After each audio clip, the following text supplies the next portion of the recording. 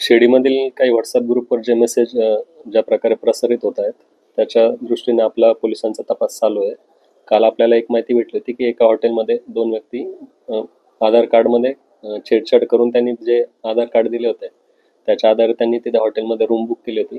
त्या अनुषंगाने आपण त्यांचे फुटेज वगैरे CCTV फुटेज मिळवलेलं आहे. त्यांच्या बाकीच्या गोष्टी पण आपण माहिती करून घेतोय. तरी ते आपला प्राथमिक तपासानुसार अशी माहिती भेटते की ते गुन्हेगार असण्याची शक्यता जास्त आहे.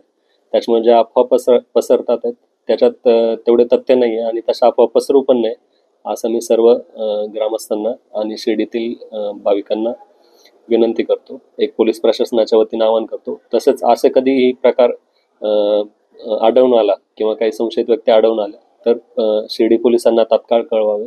शिर्डी पोलीस सर्व कायम सतर्क आहेत आणि त्या दोन तरुणांचा तपास सुरू आहे का? शिर्डी पोलिसांवर कुठल्या पद्धतीने हा तपास सुरू आहे? या जे प्रकरण झालेलं आहे बनावट आधार कार्डच्या आधारे हॉटेलमध्ये रूम बुक करणं याच्या आधारे आपण बनावट कागदपत्रांचा आधार घेतल्याबद्दल त्या प्रमाणे गुन्हा दाखल करत आहोत सध्या आणि त्या गुन्ह्याच्या अनुषंगाने पुढील तपास आपण पुढील गोष्टी निष्पन्न होतील.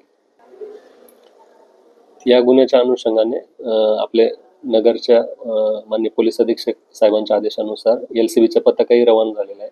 तसेच आपले पोलीस स्टेशनचे पथकही त्या आरोपींचा शोध घेत आहे.